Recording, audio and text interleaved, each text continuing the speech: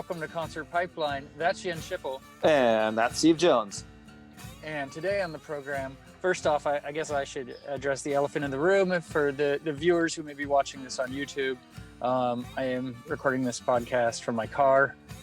And I am recording from the guest bedroom. Yes.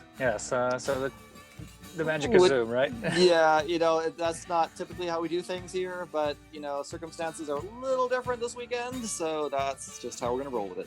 That's how we're rolling with it. We got together. We got 30 minutes for, the outside the pod. We're doing this thing. So, we have an artist on the We are. Yeah, and sorry, I didn't mean to interrupt, but I was about to start the podcast with my mask on. Oh. And then I realized, what am I doing?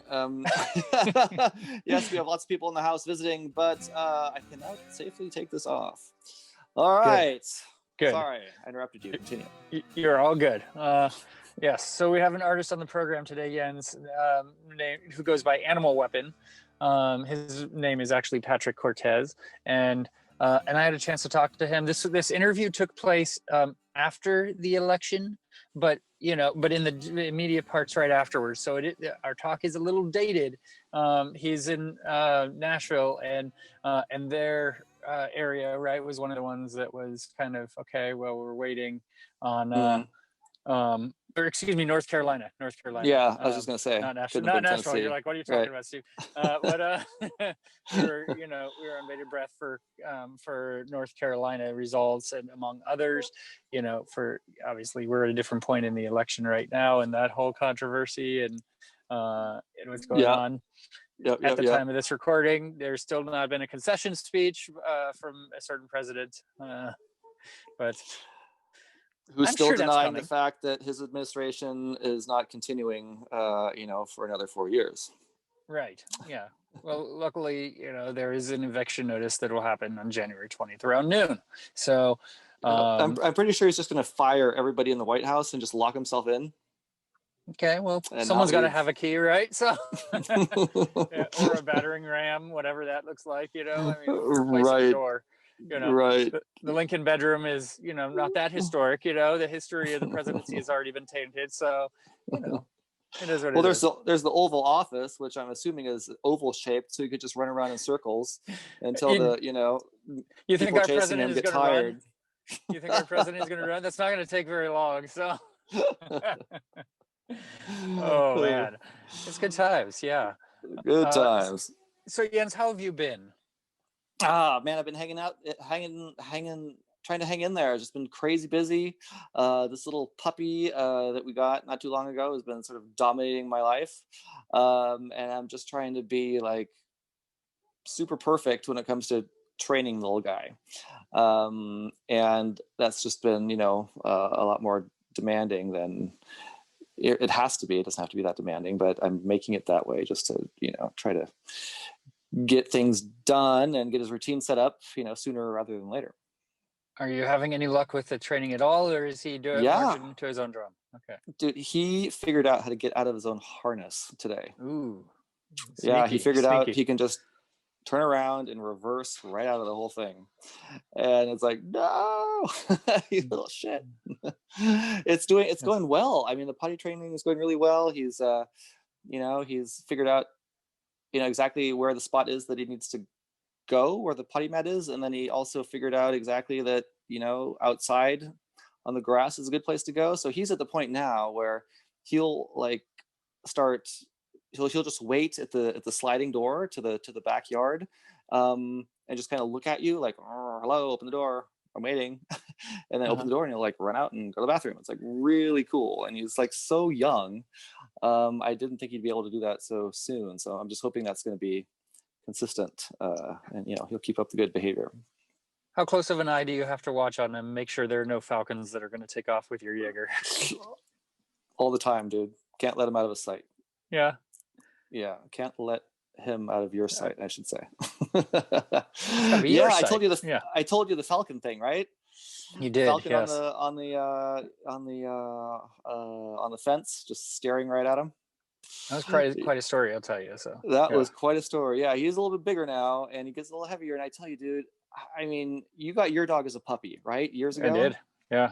Did you did it feel like every time you picked him up? I don't know if, I mean, your dog is much bigger than mine, but I don't pick him up anymore that often, but exactly, not anymore. But when he was a puppy, I'm assuming every now and then you just picked him up and you put him someplace else just because it was easier to do that than, you know, drag him somewhere. Yeah. I mean, like, it feels like every single day he's heavier. Like every single day he's heavier. Like I feel like I need to start lifting some weights pretty soon just to get ready for, you know, how heavy he's going to get in the future. But I mean, he's a small dog. He's not going to be that big.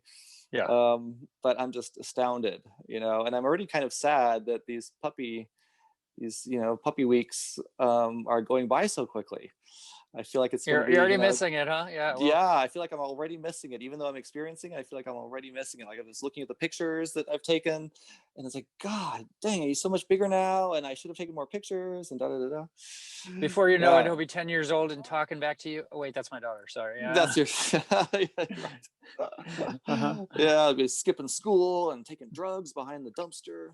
Yeah, it'll happen. So you just watch out. Blink of an eye, I tell you. Exactly, you know, little bastard. Yeah. So it's hunting season, which is why I'm in my car. I'm on my way to a distant location, Delavan Refuge, which that's my favorite spot to hunt. So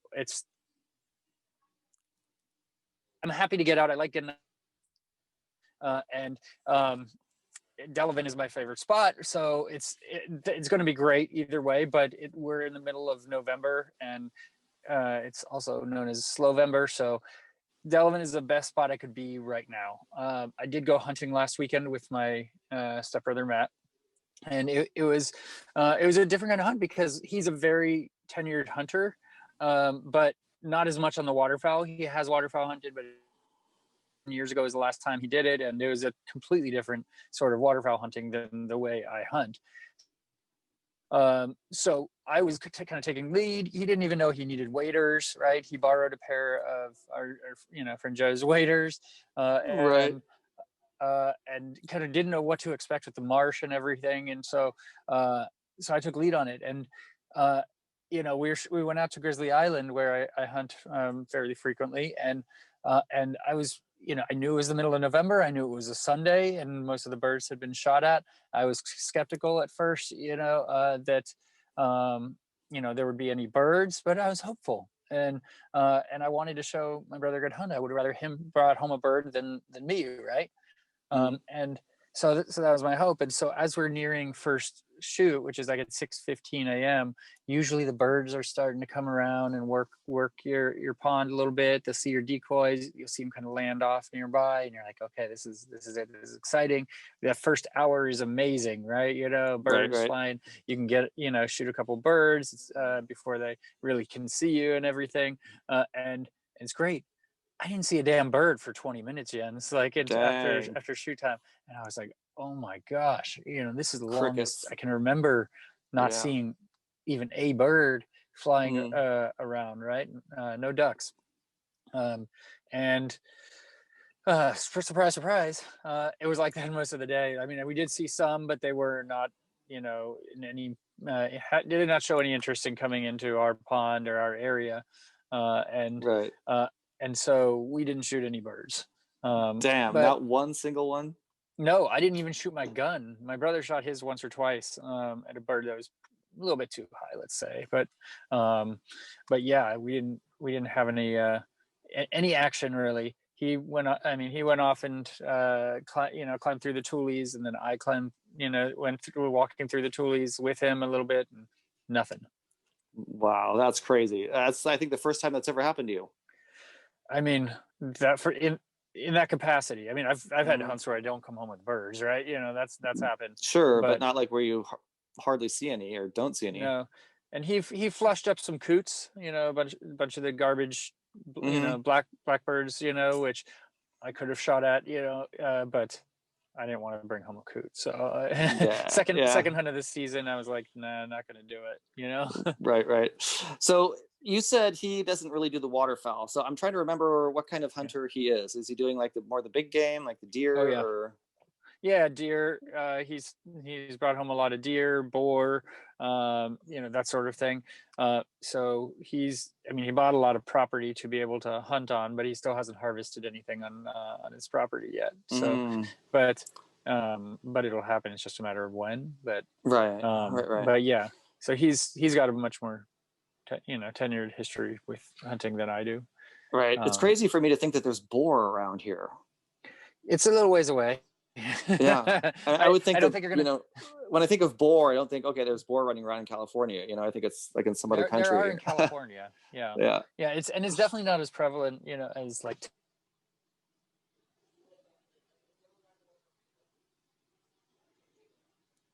Too many, but you have to be at the right location, right? He brought home a boar this season, I believe, this year. Wow. But it was on private land too. So yeah.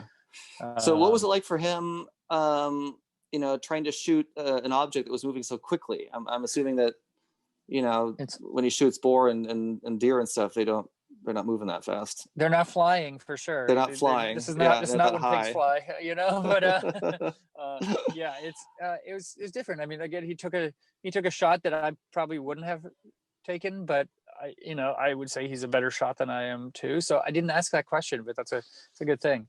I mean, that's a good question. I do know that he really enjoyed himself, and afterwards he bought himself a pair of waders and a sled and everything, and so it's kind of hinting at wanting to get out more. Nice. Maybe got him hooked. Yeah, he did get a 2-day pass, so we are gonna get out another time. But I'm like, wait till December or January when the birds are here, and we'll have a better hunt. But it's exciting for me too to have my brother interested in in hunting in that capacity and be able to do stuff with him like that. So. Sure, yeah. And you've been hunting with him, right? At least once. I think I went out to his property that he has, and so we did. I mean, again, it was deer hunting, and so we split up, and I went down the ravine, walked through a bunch of poison oak, but didn't get any, actually on me, I guess, or I'm immune to it. But dude, if you're immune to poison oak, that's freaking awesome. I know, I have to be, because there was so much of it, but like no way around for me to get down to where I needed to go, other than to kind of get go right through it. So I got poison oak once. It was just a little bit of it, and it was. Oh my God, it was a nightmare. Miserable. Yeah. So did you enjoy it? I mean, can you think of yourself maybe expanding into that area of hunting? If there were more deer around here or something, maybe, but this again, I mean, they're not as prevalent either, right? So like it's an all day thing. You just sit in your glass a lot. You look left, you try and look hundreds of yards away and see if you could see any deer. I eventually did see a doe. And that was the only one that we saw that whole time. And it's just, I don't have the patience as much for that. I'd rather, shoot a little bit more and, and bring home a bird or two that is, 1/1000th the size of or something, right? But have that kind of sense of accomplishment. It's more of an immediate, kind of rush to bring home a duck. In that sense. So, and it's way lower maintenance, right? It's not like you have to. I mean, what do you do when you shoot the deer? That you have to. It's like the easy part.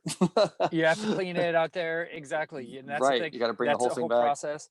Like if you can do guided hunts too, where someone, like it's a private land thing where they put you on the animal, right, and so you're pretty likely to shoot something. But you have to field clean it, and sometimes you can get them to help you with that too. Sometimes I wouldn't feel as confident doing that myself, especially the first time. It's a lot of work to do that sort of thing too. A lot easier to pick up the duck you shot and pop it in your bag and walk home with it, right? So, right. So that's where my passion is. And that being said, if I was invited out, I'd totally be down to go. I'm happy to, get outdoors and do it, whatever that is. But where's my, where do I have the most fun? Ducks. Right. Yeah. You're into the waders, you're into the marsh. Exactly. It's peaceful when you get to see the sunrise. I don't do a lot of sunset hunts too, which I should do a couple more, but it's just peaceful out there. And there's a lot to enjoy about it. So, yeah. Well, cool. Well, yeah. So let's bring in our guest, Jens. Okay. Definitely. We've yabbered too long. So again, this is Animalweapon, and we're gonna Patrick played a couple of songs for us, which was really cool. Actually, 3 songs. He's an electronic artist, and so we're going to start out with one of the songs that he played for the podcast, and I'll let him introduce it, and then at the end we'll have him play a couple more songs for the podcast before we continue on. How's that sound? Sounds great. All right, here is Animalweapon. The song is called H-Bomb.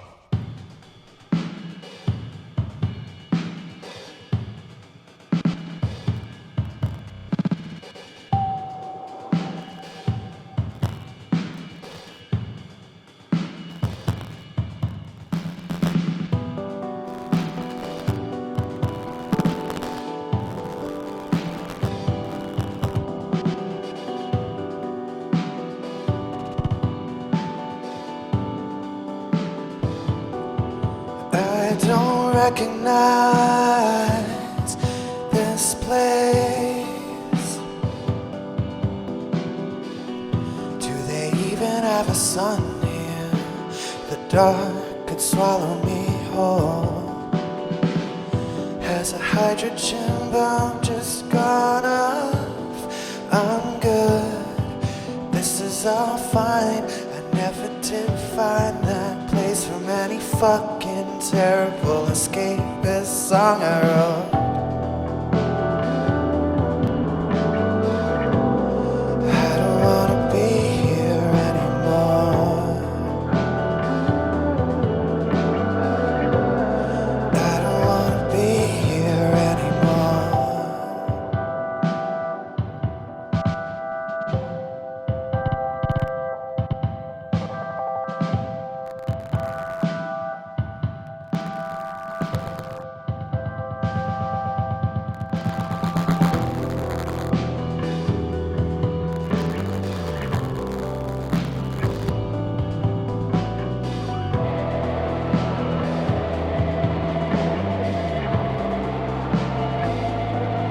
Nothing here, nothing feels familiar. Is there anybody else here? Or did we lose the campaign? And I don't wanna hear the first thing about you, not even your name. I'll just be up too late, drinking way too heavy while it flows through my brain.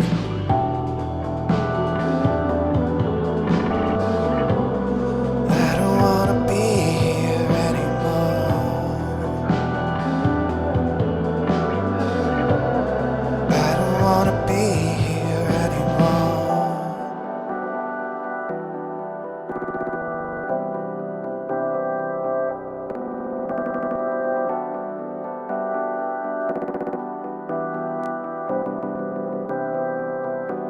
I still don't recognize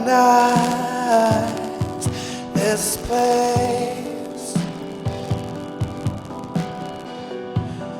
Light the last candle, try to see through the smoke.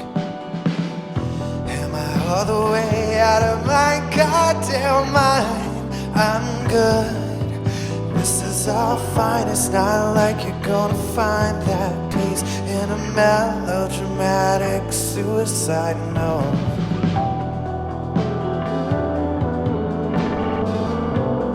I don't wanna be here anymore. I don't wanna be here anymore.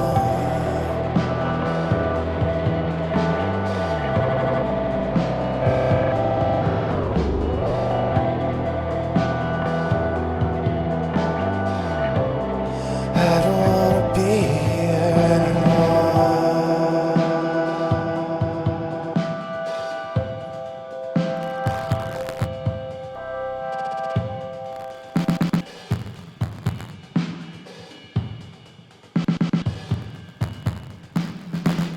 Patrick, how's it going?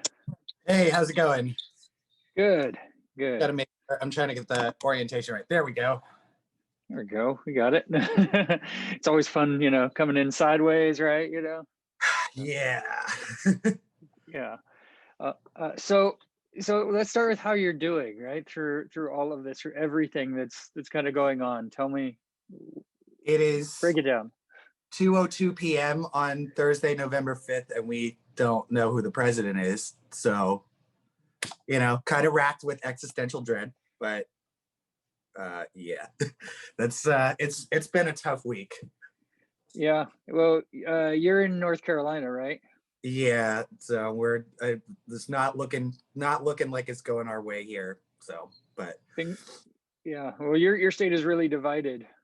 Yeah, and we're pretty purple because we have a Democratic governor, and our Senate race is very, very close. But it seems like earlier in the night it looked like it was looking pretty good. And Biden was up for a little bit on election night, and then the gap kind of just widened, and Trump overtook it, and he's up by like I think 5 points now. So I'm not really expecting anything here, but hopefully we'll know something nationwide at least in another day or so.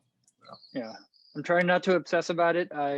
Election night, I shut off all social media. I didn't turn on the TV. I told my girlfriend, don't talk to me about any of it. I wanted to sleep that night. I was like, nothing's going to happen anyway that night. So it's like, just, I took election night off, and I've let things kind of ease into wherever they're going to land at this point. Yeah. Yeah.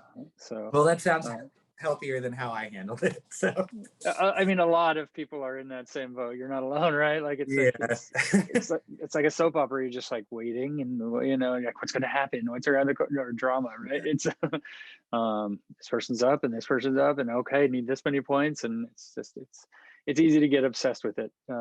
And yeah, at the end of the day, it's out of our control at this point. What's going to happen is going to happen, right? True. So. Outside of the presidency, tell me about how the pandemic has treated you. Like, we can go back to March, and you can tell me like how did things change for you?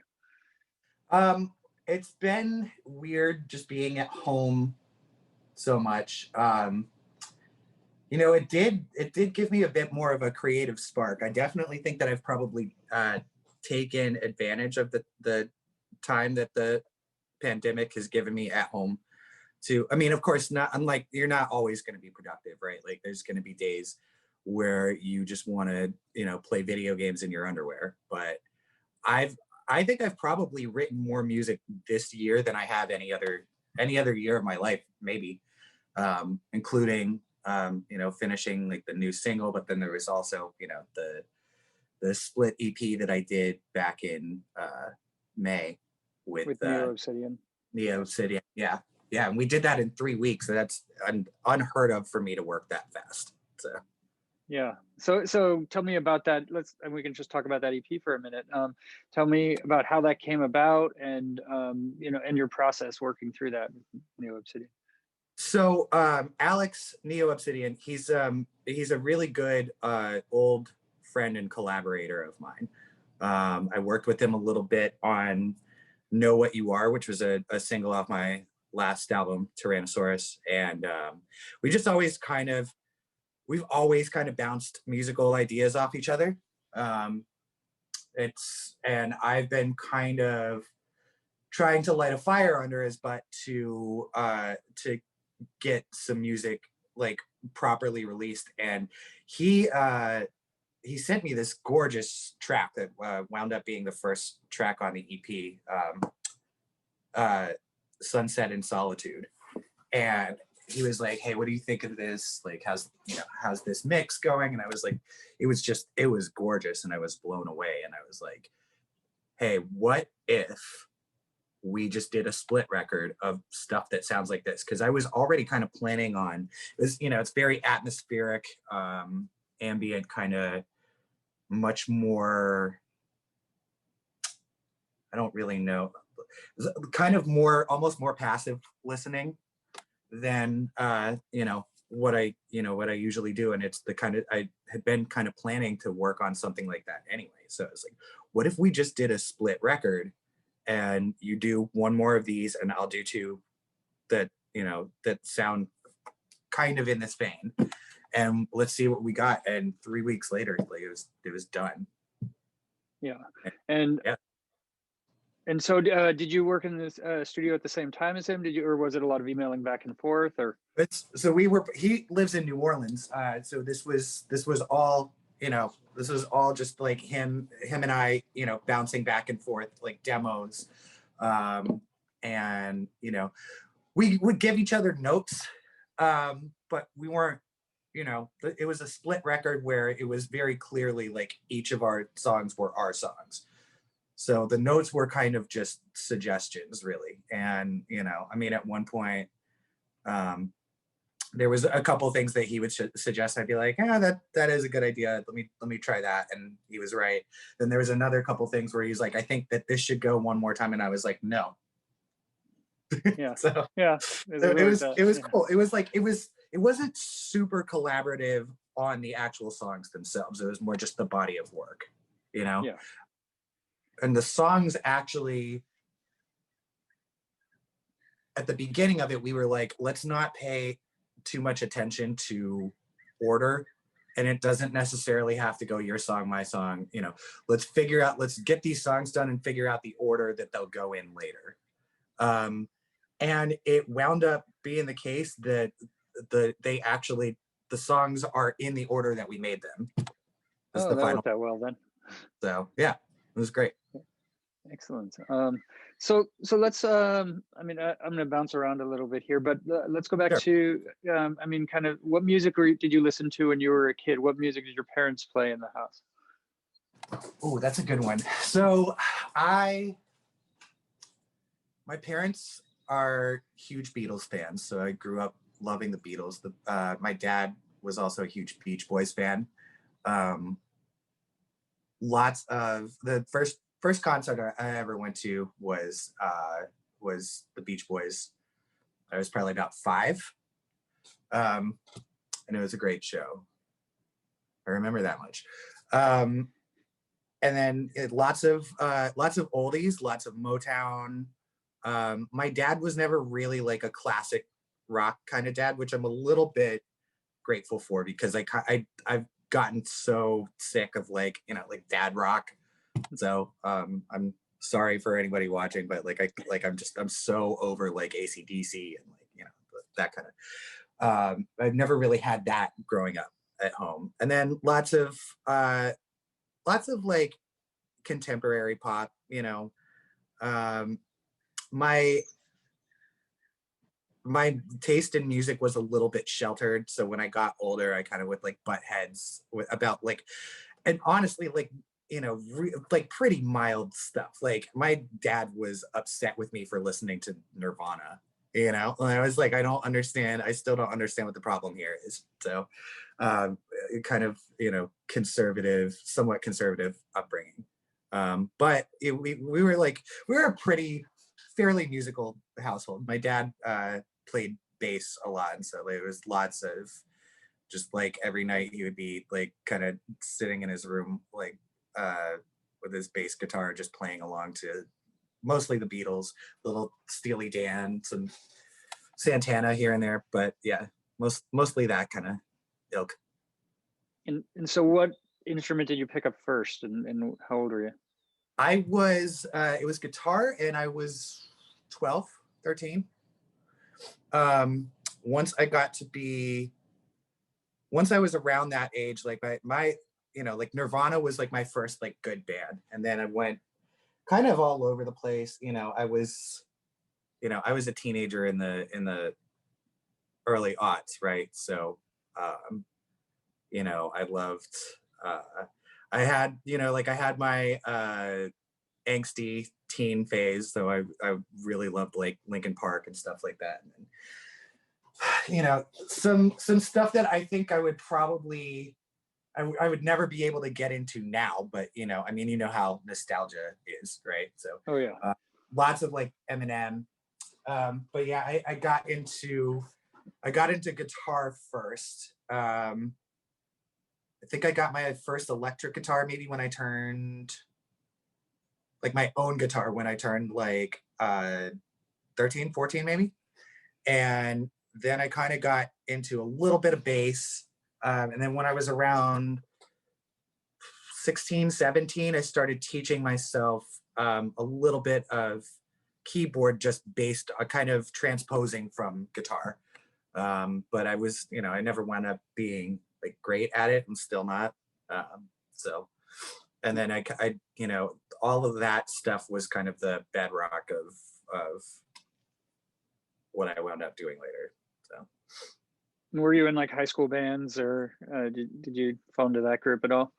I wasn't really like cool enough to be in the like, I hung out with a lot of the the I guess like punk and goth kids, and but I wasn't like quite cool enough to be in a band with them. I did have a couple like projects, but I never got as far as like really writing anything serious or like playing shows or anything. I would kind of just jam with people in high school. So. Gotcha. And so at what point did you know that music is something you want to, really take more seriously and invest more of yourself into? So I guess sometime after high school, I guess maybe like a year or so, like it was really toward the end of high school that I started actually like writing and wanting to do something with it. And I did try to get a band together. Like I said, never really got as far as playing an actual show, but throughout that time, I was also like starting to write stuff by myself. So I went through a little stretch for a couple years after high school. I was like just doing like acoustic singer-songwriter coffee house kind of stuff. It was fun. I don't think that I loved it as much as when I wound up starting to play around with electronic stuff. I don't think it was super good either. Like I kind of self-released a little EP under like just my own name. I don't think it's still out there, so don't bother trying to find it. It's all out there. But it was, yeah, I mean, I kind of like self-produced a little bit, but it was still kind of like my acoustic singer-songwriter stuff. And it wasn't really, at that point I was definitely trying to make it go somewhere, but it didn't feel like it was going to until the Animalweapon stuff. So right. And so tell me about kind of when you started Animalweapon. What did that formation look like for you, and what were you trying to create with Animalweapon? So it was funny because at the time Animalweapon was going to be, I was still like doing my singer-songwriter stuff, and at the time Animalweapon was going to be like my side project, like my electronic side project. And so I started just kind of like playing around with, I was like, well, let's see like what if we can do something with like guitar, but also like just a lot of electronic elements. And so that's where Mexican Standoff came from. Like probably the most like guitar driven song I have, I think.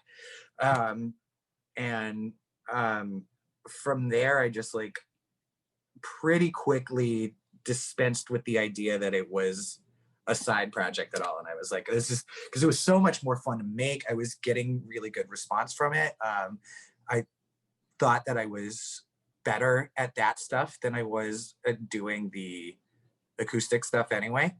And so I kind of just went full tilt into that.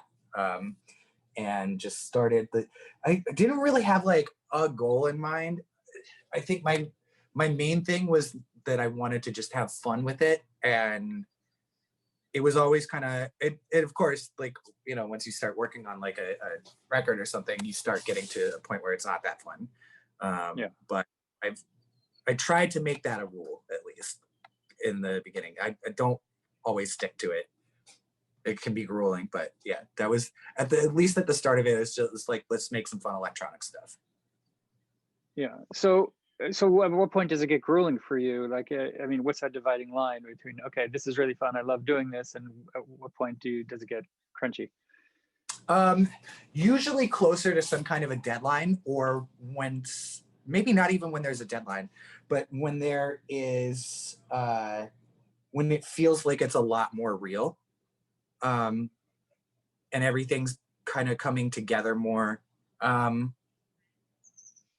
it's much more like it gets more and more grueling as you get more finished with it, because then you start nitpicking on everything. At the start of it, you're always kind of like, well, I've got time to fix this, whatever this is, I've got time to fix this up later.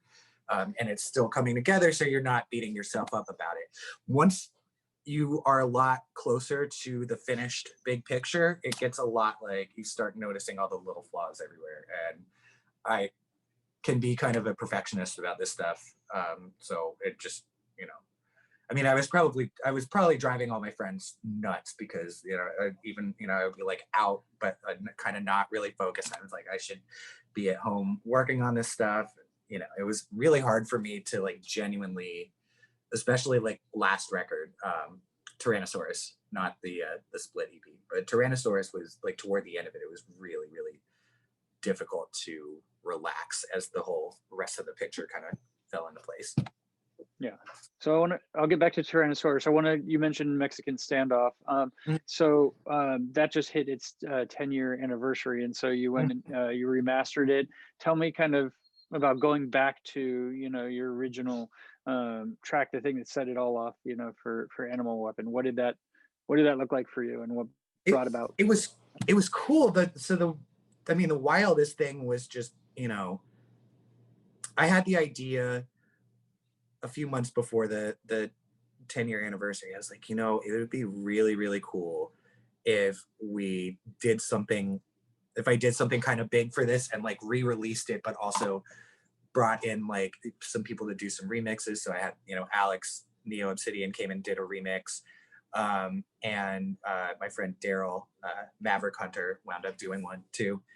And I think the coolest part of it was going back the night that I like went back and into the original project file. I was kind of like surprised to see how like few tracks are in the session, because, you know, sometimes like how I work now, I've got a lot more detail and much more going on. So there's a lot more tracks in every session. And I think I was just, first of all, really like, it was wild to see comparatively few. I was like, wow, there's just a drum track and a second percussion. And then there's, you know, there's just a couple guitars and a bass and like a couple vocal tracks. Like it was pretty sparse. And so it was wild seeing what wasn't in there. And it was weird going back and isolating everything and putting myself back 10 years. Because I mean, I think the wildest thing, period, was just the fact that it's already been 10 years. And thinking back to roughly around that exact moment, like late summer 2010, when I'm like finishing my first song up, it was wild. And just kind of like stopping and thinking about like how much else I've done since then, you know, I was like kind of blown away. And also that I still like that song, honestly. Yeah, it holds a special place, I'm sure. I do. Yeah. Yeah. And so for you, like with where you're at now versus, you know, back where you're at with Mexican Standoff, right? You said, I mean, there were a lot more tracks. Obviously, you're a lot more detail oriented. How has that affected the music? How has your music changed from then to now? I mean, I think it's gotten better, because I feel like I've gotten better at everything that I do. Mexican Standoff was very much an experiment. And I mean, I did, you know, between when it first came out and when it came out on the album, I definitely went back and like fixed up the mix. I've gotten much better just at production in general. I feel like I've probably grown into a better songwriter. I would hope so in 10 years. And I don't know, my tastes have changed a little bit too. So I have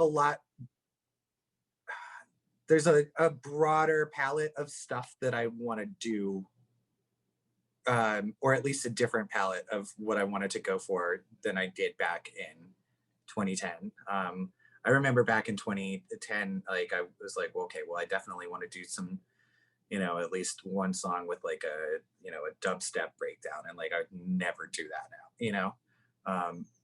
I think I was going to try to lean a little bit more into like into EDM territory back then. I don't know. There's my whole my tastes have changed. My image of myself has changed, and I think that's bound to affect the music in some way or another. I think mostly for the better. So. Yeah.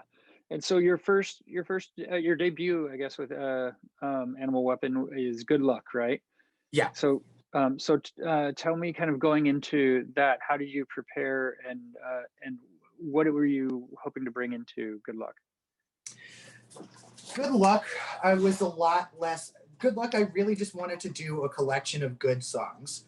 I didn't really focus too much on like, you know, a core concept, and I kind of just started putting things together. And you know, there was a couple ideas that I had for Good Luck. There was, you know, that wound up getting kind of dropped, even stuff that I finished that came out later. But for the most part, it was like I kind of, as I was writing them, knew that these were going to be the songs. And I just wanted stuff that fit relatively well together and in a good order. There was not like, you know, a high concept behind it necessarily. I wanted it to be diverse enough, and I feel like, you know, it not have one totally consistent tone throughout the whole thing, but have it still feel like they all fit in the same box. Yeah. Okay. And so after Good Luck, I mean you had a couple of years before you put out your next EP, but like, how do you want to kind of alter your approach as you were moving forward? How did you want to continue to grow? So my main thing is to just keep trying new angles and see if I can find something that works for me better than it does now. And I'm still kind of doing that, right? Like for the next record, I really tried to not leave myself too much in a box of like, okay, it's got to go this song, this song, this song, and this song. And then it kind of wound up happening exactly that way. But that wound up working. I think that wound up working well for that record. I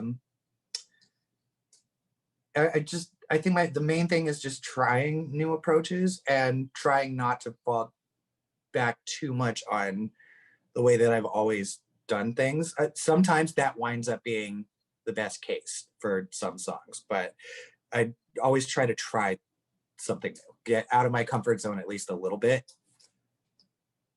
Yeah. So how do you do that with Tyrannosaurus? Tyrannosaurus was very different.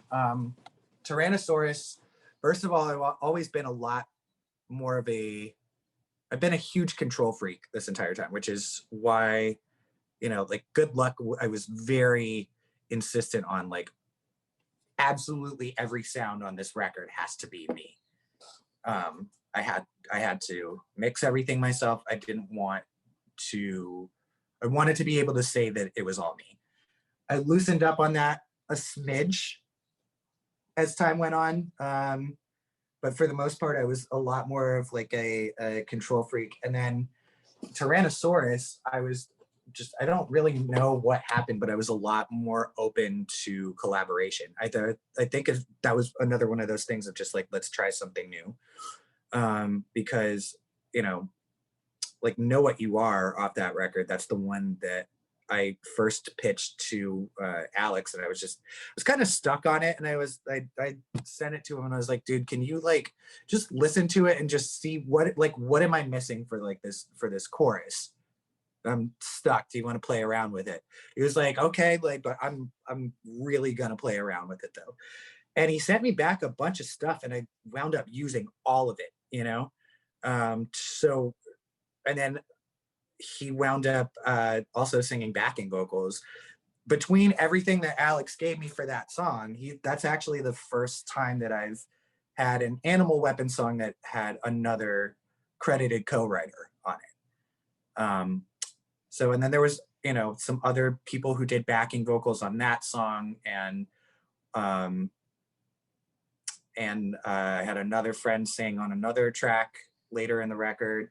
Then there was one where we hired a cellist from the UK. The last song, Reykjavik, has you know, I knew that I wanted it to be just piano and cello, but I really didn't want to sample it.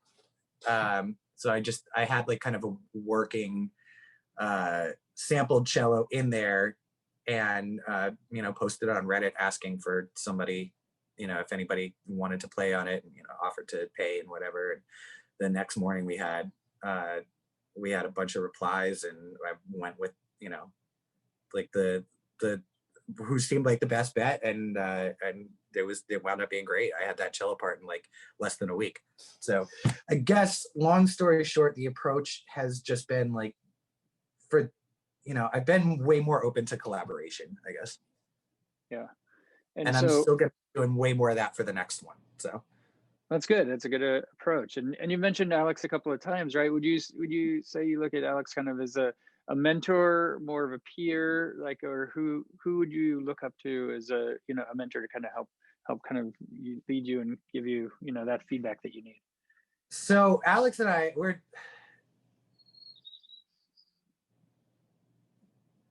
think we both kind of look up to each other, if I could be so bold.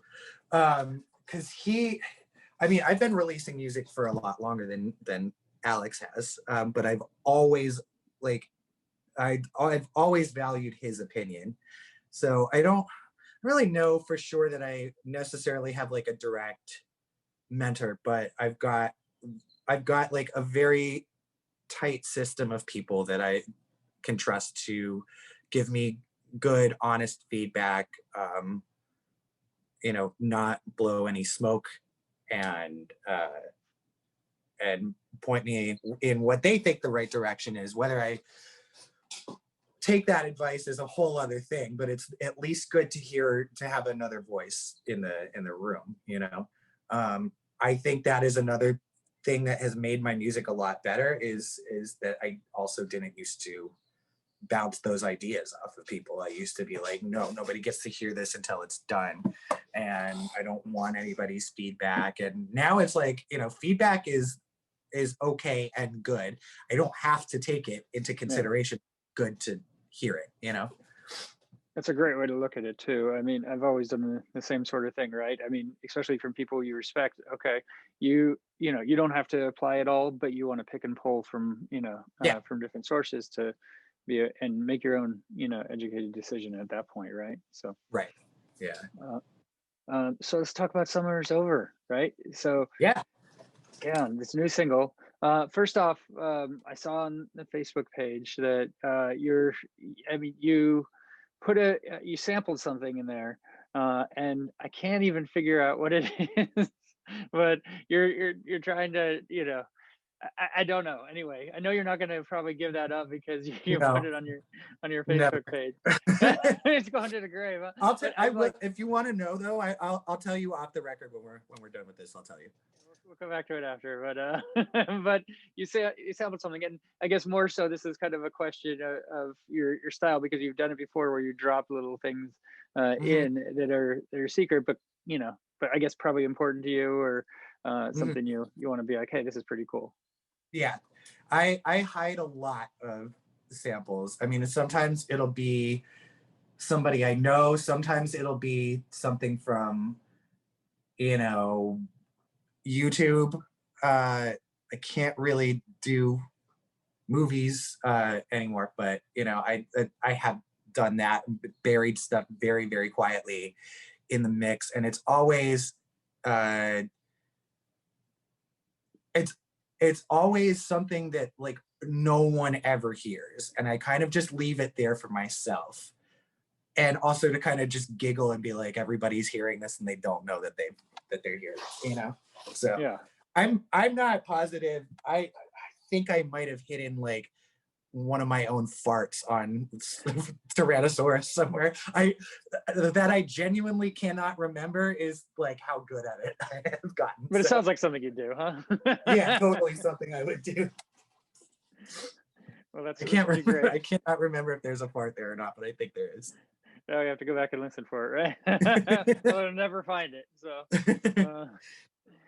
So summer's over. I mean, it's a song that you've been working on for a while, but Mhm. now is the time that you really want to put it out. It seemed most relevant, with everything that's going on right now, right? Yeah. But I mean, tell me kind of as you're building this track. I mean, there's a lot of personal, um, there's stuff that you're really connected to. Your friend who went through chemo for breast cancer, Mhm. and and I mean, really mourning a lot of global loss at this point. I mean, tell me kind of where you're at as you're making that track.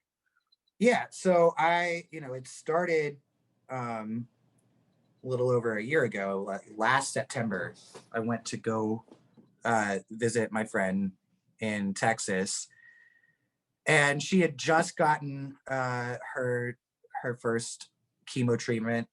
She had been diagnosed not that long before that. Oh, sorry. Yeah. I'm not sure what happened. I got a call, and I had put it on Do Not Disturb. Weird. So anyway, I was visiting Texas last September. My friend had just gone through she had just had her first treatment for her first chemo treatment. And I was sitting outside one night after everybody had gone to bed, and just like kind of sitting by the pool. That's her pool. That's the cover art for that single.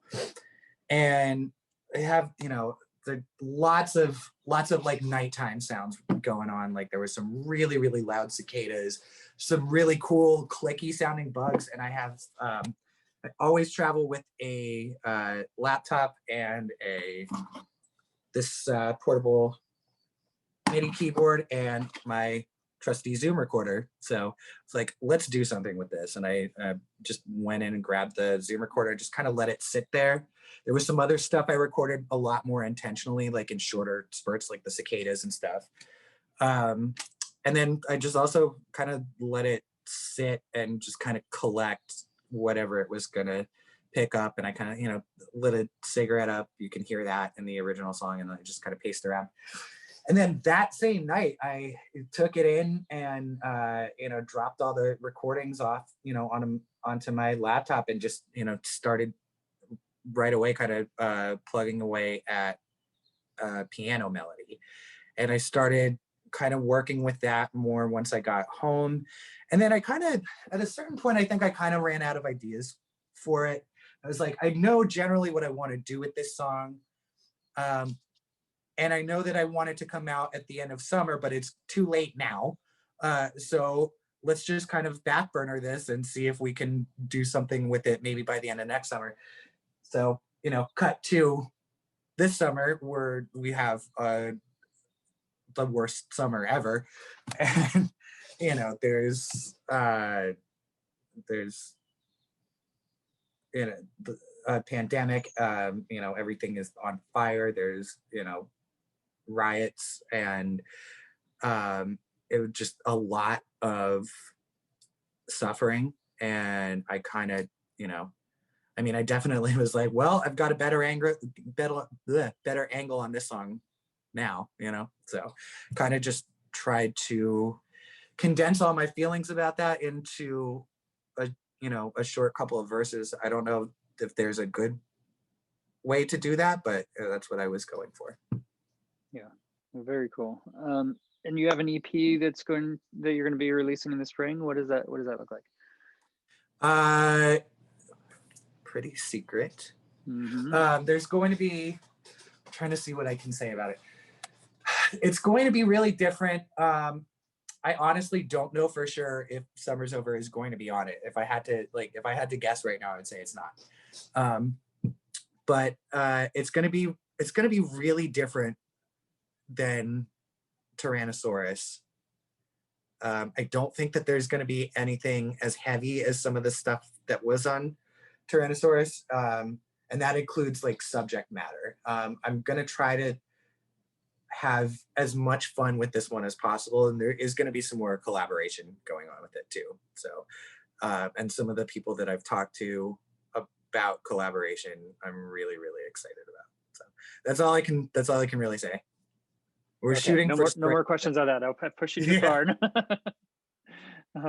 Very cool. And so I want to ask you kind of, I've seen some of your home shows that you've done, like your living room shows.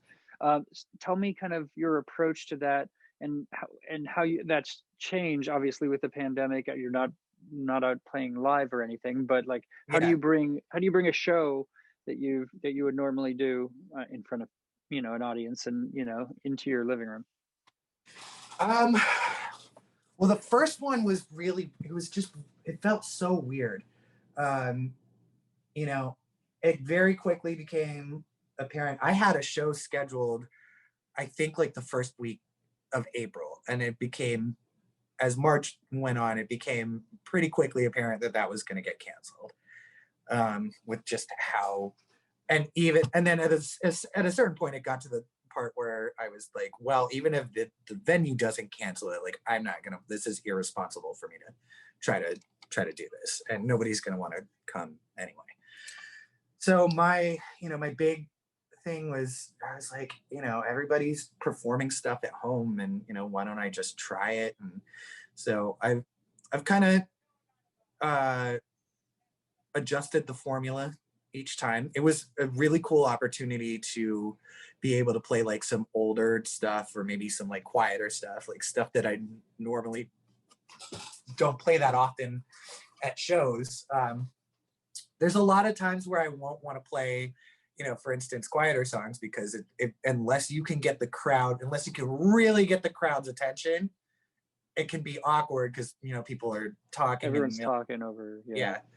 And you don't want to be a dick about it and be like, hey, could you guys shut up? But being at home and not having that was a great opportunity to just like really like lean into those kinds of songs. So the first one that I did at home, I did almost like a completely chill set. I think I did like one more up tempo one at the beginning or at the end, and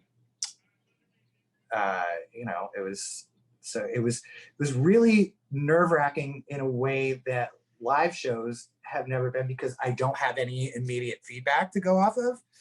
Yeah. So it was kind of so weird, because like that people are watching, but you can't see anybody watching, and it was like, it's like, I mean, first of all, you're like, how many people is it going to be, or is it like just going to be my FBI guy, or like, what is it? And then as it went on and I started doing more of them, I got a lot more comfortable with them, especially, I would have a lot of fans and friends like in the, the group chat, and, so it was always fun to just, kind of relax. And, the other major component is that I've done most of these just like in PJs and like socks. And I was like, let's lean into the fact that I'm at home, right? Like, I can do a lot more things that I wouldn't be able to do.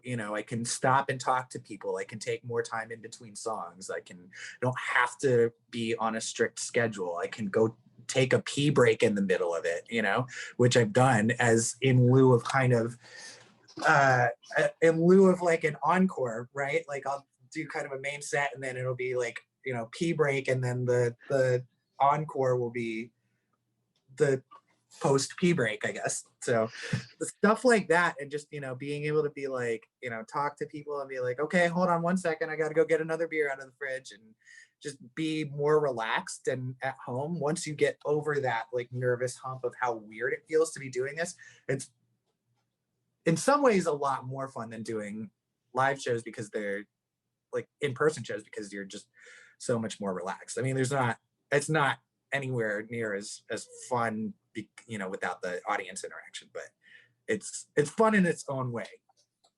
Sure. Because you can get a little wacky with it. So yeah, you can get creative, right? Yeah, it's a different atmosphere. It's just a different beast, really, right? So yeah. And you won a Webby Award for Best Sound Design and Original Music Score, for the Undisclosed podcast. How did that come together, creating the music for them? And subsequently, you've done, the Hidden Gin podcast as well, right? And so tell me kind of about that. So that was so weird because it sounds like it sounds so easy when I say it, but I tweeted at Rabia Chowdhury. I think they were maybe 5 or 6 episodes, maybe 8 or 9 into Undisclosed when I started listening to it a lot. And they were very, of course, the first season was going a lot more into the stuff that Serial didn't get to touch on as far as Anand's case, and it blows it wide open. And I kind of realized, that these folks were really hands-on with social media and very responsive, and so I tweeted at Rabia and I was just like, hey, free music if you want it. And she got back to me the next morning and tagged the producer. It got me in touch with Rebecca Lavoie, who was the producer for that at the time. And from there, I was like, well, first of all, here's some stuff I've already written, and let me write you some new stuff, and here you go. And then it kind of got into a little bit more of a working relationship with Rabia, where they did already have a theme song for that. Later on, they wanted me to rework the theme song into new iterations for it. So, the second season, we did kind of an acoustic version of it, and that had some piano in it too. And then we had to do, we even did a hip hop kind of remix of it, where because we did a special one-off episode that was based on documentary that was on Spike, the Khalif Browder story that Jay-Z produced. So we wanted to give it a different spin for that. And just kind of since then, it's been Rabia hits me up when she needs something, and then I just I go through drafts until she's happy with stuff. So. Well, it works out well. Huh? Yeah. So my last question for you, Patrick, is what's something you've learned about yourself during the pandemic, during the time where we're all kind of forced to slow down a little bit and reflect? Ooh. Something I've learned about myself. I mean, I'm usually a pretty social creature, but I've actually been fairly content having time to myself, and I guess I've learned that without the typical life constraints that usually go along with music, that when I have more time, I can really bang stuff out. Like I said, I've probably written more music this year during this pandemic than I have in my entire life, and I'm still not done. We got November and December, and that's going to be the bulk of the work for the next EP. So. Well, awesome. Patrick, I want to thank you for taking the time. And I know you're going to be playing a couple of songs, so we'll have a little mini set at the end of the interview as well, which is really cool. Thanks for taking the time for that as well. Yeah, thanks for having me. I'm going to go record those songs for you. Sounds good.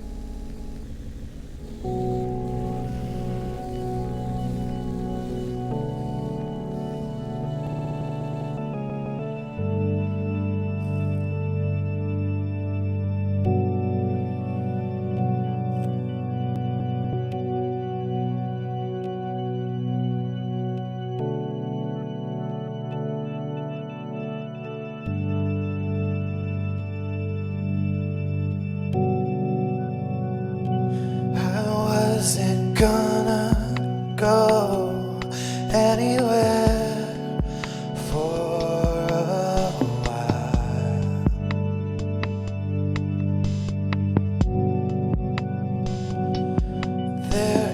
fraudulence in the smile,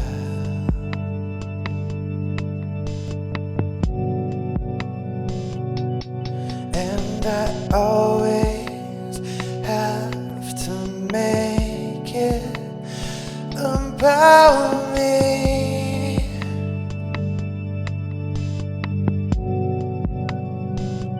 And you don't fake your feelings in your sleep.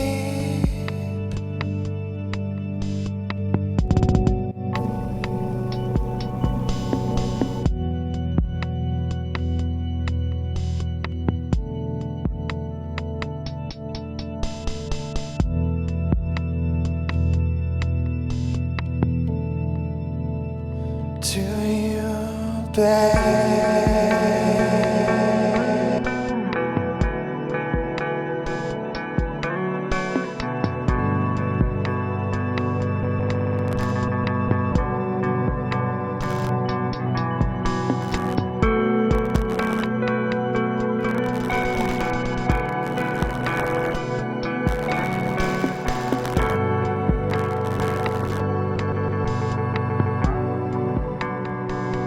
I need to find a place.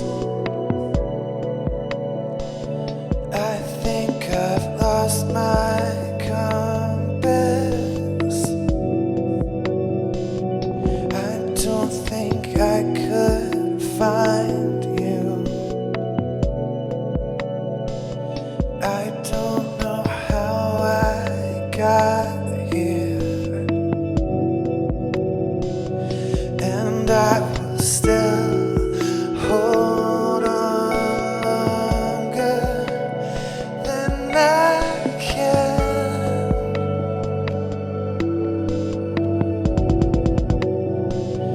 And you will still forget about this in the end.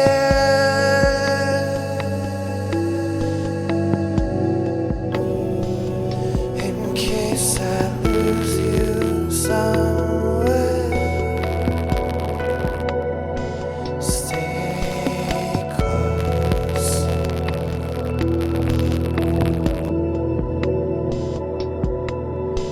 Stay close to me.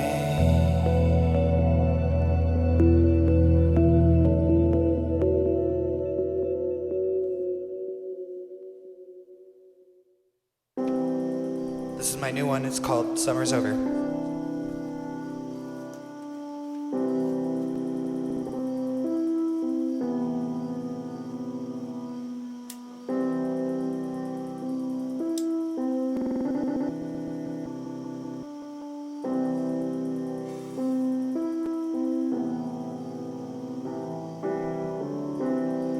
How long was I out?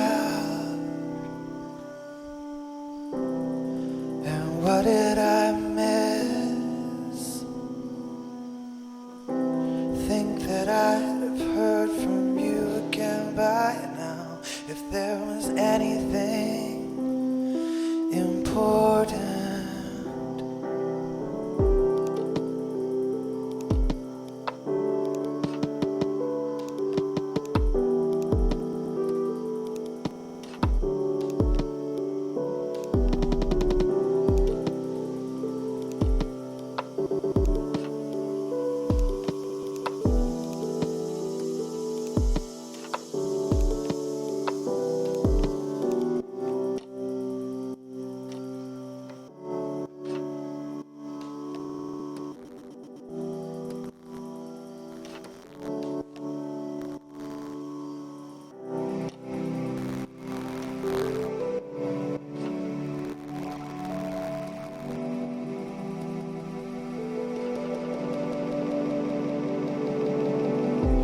Set the whole place on fire.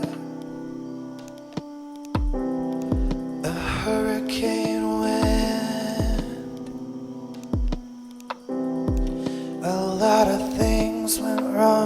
the same time, and no one could have known. How much time did we lose? Is everyone here? It's too quiet out there now, but I can still hear the gasp at the end.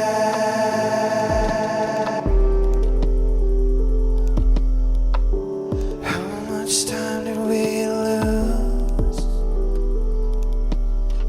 And when did we last touch? How much time did we lose?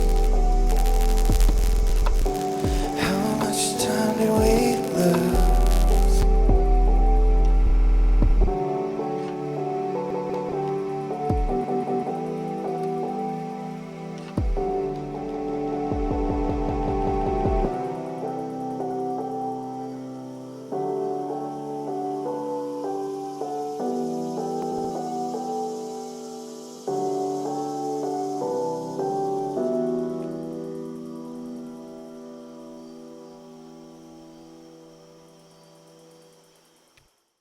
That was Summer's Over by Animalweapon. Thank you again to Animalweapon for playing a couple of songs and having a great chat. I really enjoyed it.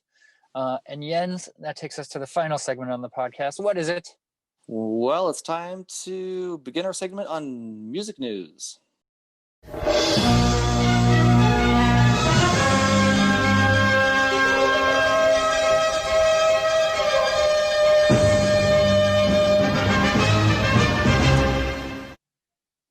That is right. We each have a couple stories. I'm going to keep it short today, but I'll tell you, Jens, first off, my first story is I don't know if you'd call it a super group, but it's a spawn of a super group, I guess you might be able to say, right? Like when you say spawn, you mean like offspring or yes.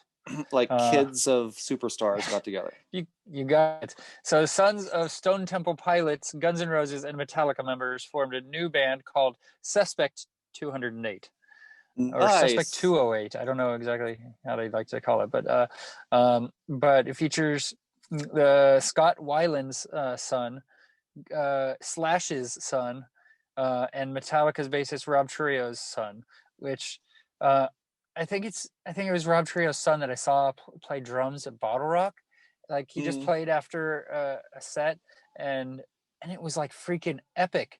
You know, I mean, he was so good, and he was just like playing, after after the set or what have you. So they released their debut single called "Long Awaited."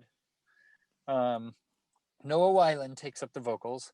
Ty Torrio plays bass, and London Hudson, the son of Slash, plays drums. So maybe it wasn't Rob Trujillo's son that played the drums. I don't remember, but it was like the same sort of thing, like one of those, super artist kids, like was super. I mean, so great. It was incredible. That's amazing. I mean, can you imagine growing up? I mean, if you think about your childhood and the childhood of other people that can you imagine that your normal is a group of friends, that you hang out with, you got some instruments that your parents bought for you, or you bought them because you have this awesome allowance. You're just jamming in the garage, or maybe you're jamming in a fucking studio because that's what your house has, and it's just you and your friends having fun, but your parents are fucking famous. Yeah. And your friends' parents are famous. Yeah, the biggest rock stars out there, right? And it's just like, that's just so mind blowing. I mean, what is life like? For kids like that. That's insane. And it's interesting. I don't know why I was thinking about it, but I realized I've interviewed some of the children of some really amazing musicians, right? Like, I mean, incredible musicians. I interviewed Ziggy Marley, right? I mean, he in his own right is amazing, but his dad is fucking Bob Marley, right? Yeah. I interviewed Sting's son at the Bowie show. You know, I mean, I've interviewed some others. I can't think of offhand, but you know, some of the children of really amazing musicians, I mean, are really awesome in their own right. You know, Yeah. so It's absolutely. I mean, think about just these everyday situations. Like, let's say, let's say you're one of these kids, right? And you go over to Slash's house because your friend's dad is Slash, and you're having breakfast, and Slash is making you pancakes. It's like, oh, cool, Slash is making me pancakes. Whatever. It's just like your friend's dad making you pancakes. But if you or I were over at Slash's house and Slash was making us pancakes, we'd be like, holy fucking shit, losing our Slash mind, is making us pancakes. We'd be losing their our top fucking hat, minds. their top hat pancakes. Yeah, right. Like, maybe he sleeps with that thing. I don't know. He's always got it on. Yeah, it's like a chef hat for pancakes. Yeah. So, so Noah and London's fathers are actually bandmates in the now defunct supergroup Velvet Revolver as well. And London, in a 2018 interview, London recalled seeing his father Slash perform with the band. Seeing that many people at the Velvet Revolver show is kind of crazy, and how they all just worship the band. And he told Appetite for Distortion podcast, then going on the last Guns N' Roses tour and seeing all those people who still like him for much older stuff is when it really clicked how famous his dad is, you know. And so it's pretty interesting. It's interesting, right? You grow up and it's like just normal to you, but then at some point you realize, okay, this is something really special, and and especially if you have a droplet of the skills to follow in your parents' footsteps, I mean, you're going to be living in that shadow no matter what you do, because it's so big. But if you could do it and do it well, you can still garner that respect. It's pretty awesome. Totally. And that's got to be a whole nother issue, I mean, I've got to imagine that there's sort of this existential crisis maybe with some of these kids where they're stuck as the child of la la la who never amounts to anything. Or maybe they they're the kid of so and so who have this mindset like, I've got to be as good as my parents, or I've got to be better than my parents, or I've got to be so different that people love me because of my skills, not just because, oh, I'm the son of yeah. It's like they have to have their own identity separate of what they what their parents did. I'm sure there's an equal number who embrace it versus run from it as well, right? And do their own thing, live their own life. It's got to be difficult. So exactly, yeah. And I'm sure there got to be kids where it's like, you know what, this is great, I love my parents, this amazing thing, I would have nothing to do with it, I'm going to change my fucking name. I don't want anyone to know. Right. I don't want to be labeled, oh, hey, your parents are anyway. Jens, you got a story for us? I do. Before I begin this story, Steve, I have to ask you a question. And sometimes I do this kind of thing before I present a story. But so if you think about all the all the people in music that you're a big fan of, like let's just take Andrew McMahon, right? Let's say that Andrew McMahon is in your neck of the woods, and he's going to you just happen to know that he's going to be at the airport, and he's going to get on the plane and go fly somewhere. Would you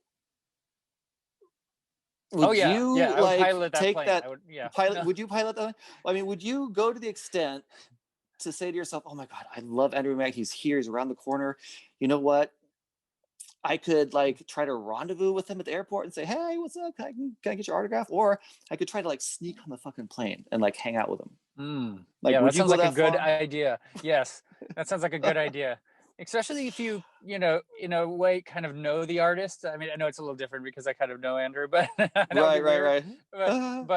But no, I mean that's not the right move to do.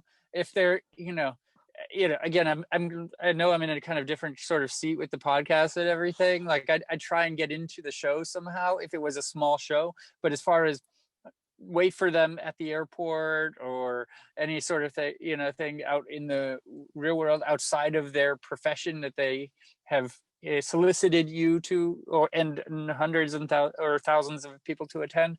Yeah. No. I don't need a restraining order. I'm okay. Okay, so I'm going to ask you one more thing, and then I'll let you in on the story. If you were a 23-year-old woman, would that change anything? That would change a lot for me. Yes. Yes. In this situation though. In this situation, if you were a 23-year-old woman, would that somehow,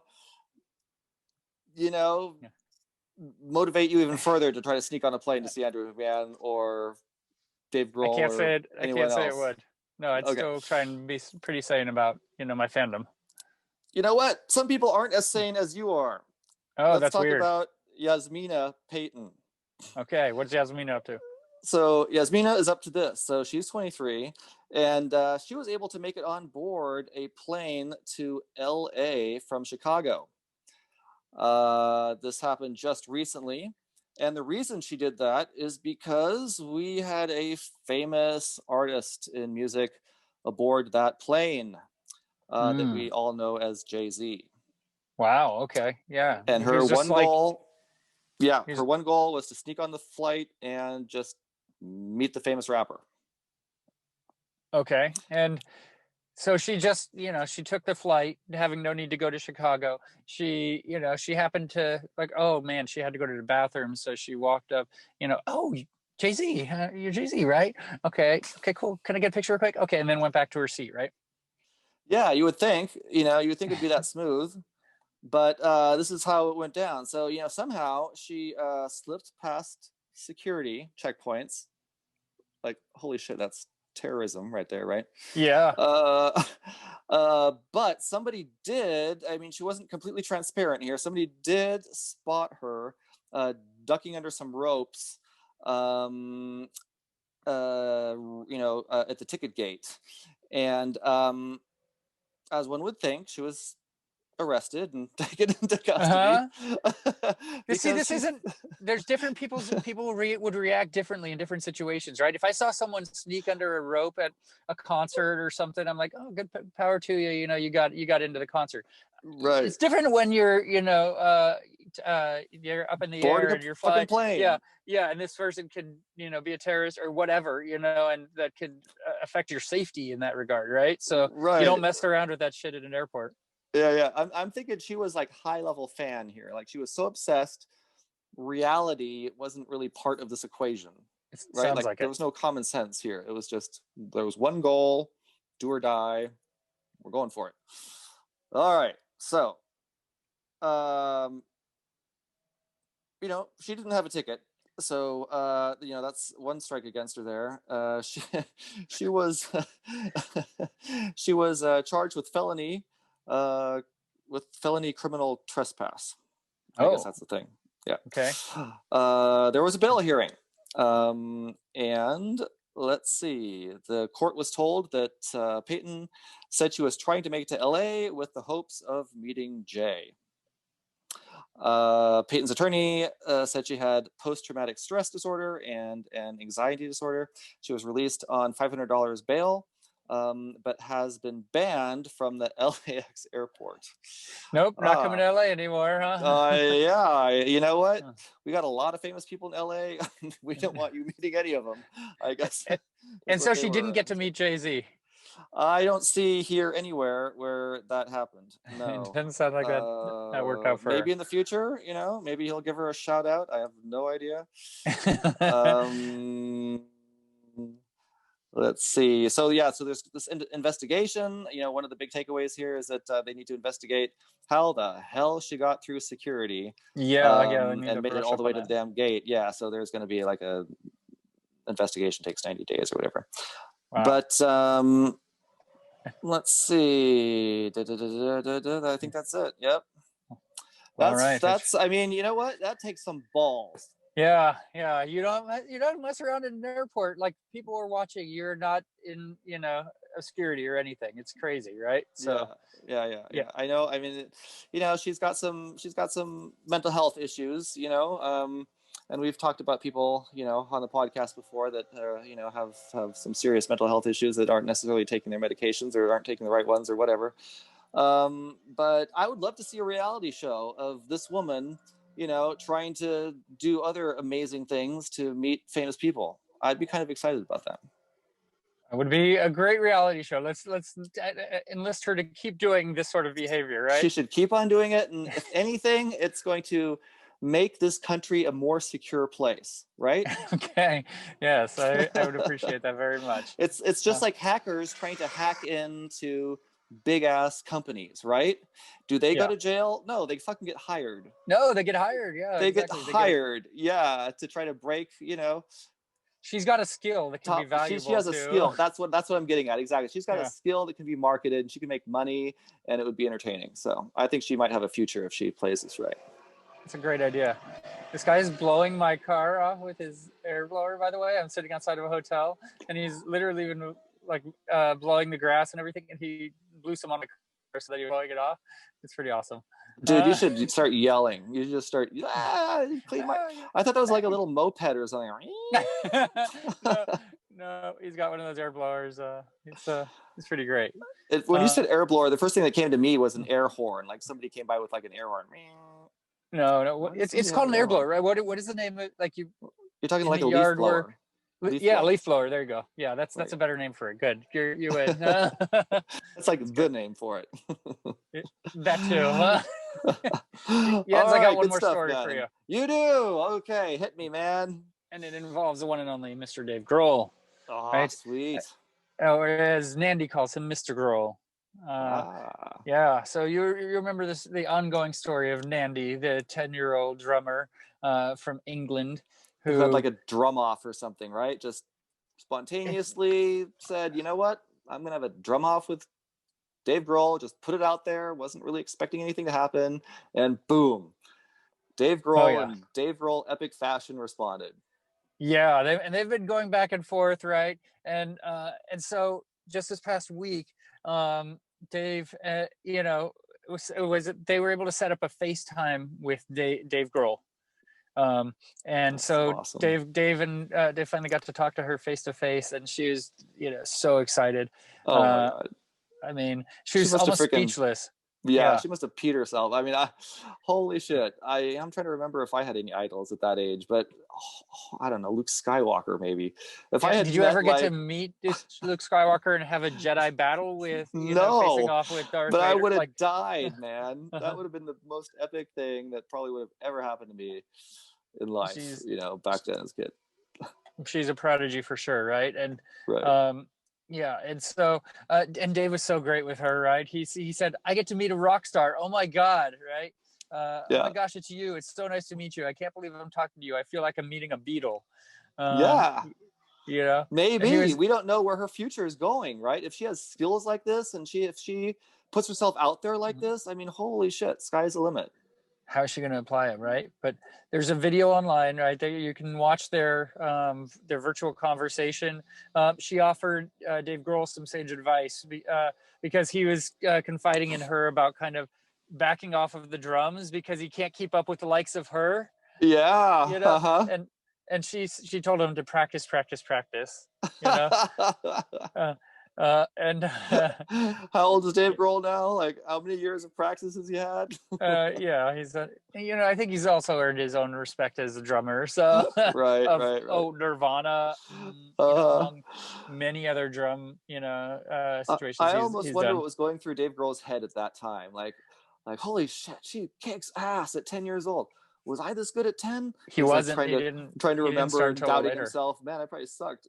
Yeah, he didn't start until later, like high school or something, so so she has some years on him. And so they talked back and forth. Dave has a secret thing he wants to bring her in on, but they're gonna record together. They're gonna do a song together. I guess they talked through this, right, where they both will share vocals. She'll be on the drums. I guess he'll be on the guitar. I think he said she'll do bass or something too. And so they'll do a song together. But he also asked her, "Hey, next time I'm in England, right, will you come up on stage and and play drums, with the Foo Fighters?" And she said, "Yes, of course, of course." But then he said, "But no, it's got to be right before the fucking encore because I'm not going to have you come out early in the set and show us up, and then have to perform after that, right?" Right. The whole rest of the show is going to be a letdown after she leaves. Like, she can't do the first song. Yeah. So that's really cool. It's a story that keeps on going, and it's great that they are It's able beautiful, man. It's like I'm about to shed a tear. I mean, I don't even know where to start. I mean, it's like the good news we need right now, right? it's the good news, exactly. These are the kind of stories that I wish they had on real news. But the real news that you watch on TV or wherever you get your news from is just 95% shit. It's like, where is the awesome news? And this is it. And there need to be more stories like this. Yeah. And so we're seeing a lot of Dave Grohl these days because they have a new album called Medicine at Midnight that's coming out in February. Released their first single from the album called Shame Shame, which they played on SNL. And yeah, so more Foo Fighter stuff. Lots of new juicy good tidbits coming up future weeks. So what a beautiful way to influence a developing mind. Absolutely. You know, he's always just done so many amazing things, and that's why we talk about him every week. So right. And just think about all the people that she's going to be influencing now. You know, it's going to keep on, the gift is going to keep on giving. Oh yeah, for sure. Well, Jens, that's our show, and I can't end the show without saying that we have an amazing artist on the program next week. We have the Lumineers. Nice. Yes, and I'm really excited. Yeah, I had a chance to interview Jeremiah Freites from the Lumineers, and he was just so generous with his time. And I mean, we dug deep. He has a solo album called Piano that's coming out as well. I had a chance to listen to it also, and it's really awesome. So that's coming next week. Big stuff. I'm really excited about it. Sweet. And Jens. And until then. Go ahead. Yes. I was just going to say, until then, we've got some stuff to do. You've got some hunting to do. I've got some more puppy training to do. So we'll have some more stories to share. We do. And we'll bring that to you next week. So for all of us here at Concert Pipeline, that's Jen Schipple. And that is Steve Jones. We'll catch you next time. Later. And stop recording.